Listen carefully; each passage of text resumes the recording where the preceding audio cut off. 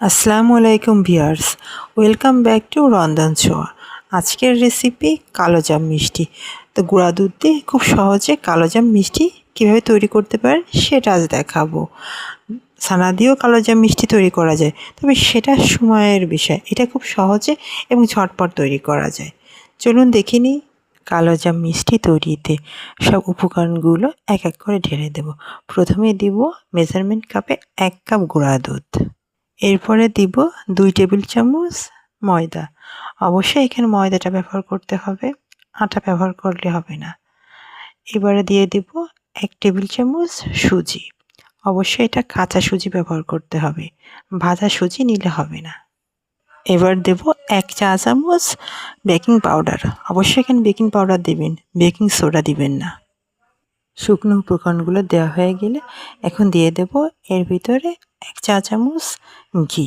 অবশ্যই ঘিটা দেওয়ার চেষ্টা করবেন, আর না হলে সয়াবিন তেল দিলেও হবে। শুকনো উপকরণের সাথে ভালো করে ঘিটা ঘষে ঘষে মেখে নিতে হবে, যেন কোথাও দলা পেকে না থাকে। এবার দিব সামান্য একটু জাফরান, তবে এটা অপশনাল, না দিলেও হবে। একটা চামচের সাহায্যে এটা ভালোভাবে মিশিয়ে নেব। এবার নিব লিকুইড দুধ। এবার আমি এই লিকুইড দুধটা দিয়ে একটু একটু করে দুধটা দিব আর মেখে নিব। একবারেই দুধটা ঢেলে দিতে যাবেন না, তাহলে কিন্তু ডোটা পাতলা হয়ে যাবে। এটা মাখতে মাখতে এরকম একটু পাতলা আর চেটচেটে ভাব হবে, হাতের সঙ্গে লেগে যাবে। তবে এটা কোনো বিষয় না, যখন সুজিটা ভিজে যাবে তখন কিন্তু ডোটা একদম পারফেক্ট হয়ে যাবে। এই ডোটাকে রেস্টে রাখার কোনো দরকার নেই। জাস্ট আমি হাতটা ধুয়ে আসতে যতটা সময় লাগে ততটা সময় এটাকে রেখে দিলেই হবে। এখন আমি হাতে একটু ঘি মেখে নেব। ঘি মেখে নিয়ে একটু একটু করে ডো নিয়ে আর মিষ্টি তৈরি করে ফেলবো। অবশ্যই মিষ্টিটা কিন্তু এভাবে তৈরি করতে হবে যাতে ফেটে না যায়। এরকম তেল তেলে মিষ্টিটা হবে, জানি কোনো ফাটা ভাব না থাকে।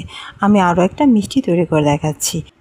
আমি যেভাবে মিষ্টিটা তৈরি করে দেখাচ্ছি এইভাবেই তৈরি করার চেষ্টা করবেন, তাহলে মিষ্টিটা পারফেক্ট হবে।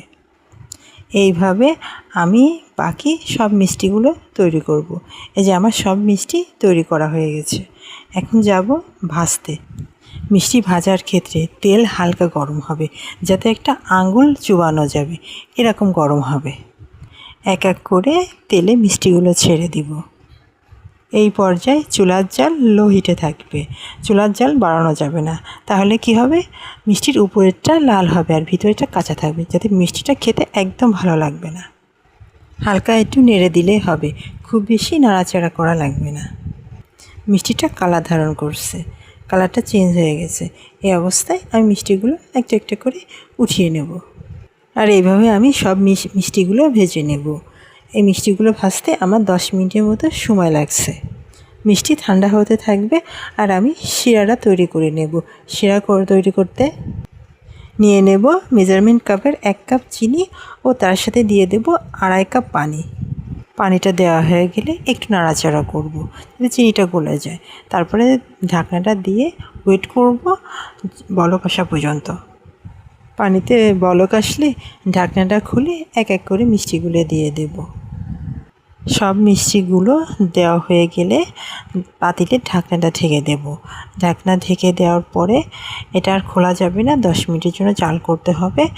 এর মধ্যে একটু পাতিলা ধরে একটু নাড়াচাড়া করব। 10 মিনিট জাল করা হয়ে গেলে ঢাকনাটা খুলে একটু মিষ্টিগুলো একটু চেপে চেপে দিব। তারপর চুলাটা বন্ধ করে রেখে দেব 2 ঘন্টার জন্য। 2 ঘন্টা পর মিষ্টিগুলো একটা প্লেটে করে একটা একটা করে উঠিয়ে নেব, যাতে রসটা না থাকে সেভাবে করে উঠানোর চেষ্টা করতে হবে। এই মিষ্টিটা এই রস থেকে উঠিয়ে এভাবে শুকনো শুকনোভাবে কিন্তু এটা পরিবেশন করে। মিষ্টিটা দেখতে আরেকটু সুন্দর আর খেতে আরেকটু মজাদার করার জন্য আমি একটু মাওয়া গড়িয়ে নেব। অবশ্যই মাওয়া যদি না থাকে গুঁড়ো দুধ দিয়েও এভাবে গড়িয়ে নিতে পারেন, তাতেও মিষ্টিটা খেতে অসাধারণ লাগে। এই মিষ্টিটা বাইরে রেখে দিলে 2 দিনের মতো ভালো থাকে। আর যদি ফ্রিজে এয়ারটাইট বক্সে করে নর্মাল ফ্রিজে রাখা হয় তাহলে 8-10 দিনের মতো ভালো থাকে। মিষ্টিটা কতটা সফট হয়েছে তার জন্য আমি একটা মিষ্টি কেটে দেখাচ্ছি। আমার এই ফর্মুলায় যদি মিষ্টিটা তৈরি করেন তা আপনার মিষ্টিটাও ফার্স্ট দিনেই সুন্দর হবে। আমার ভিডিওটি ভালো লাগলে ভিডিওটি লাইক দিবেন, কমেন্টে জানাবেন কেমন হয়েছে। আপনাদের লাইক এবং কমেন্ট নতুন ভিডিও বানাতে উৎসাহিত করে। সবাই সুস্থ থাকবেন। আল্লাহ হাফেজ।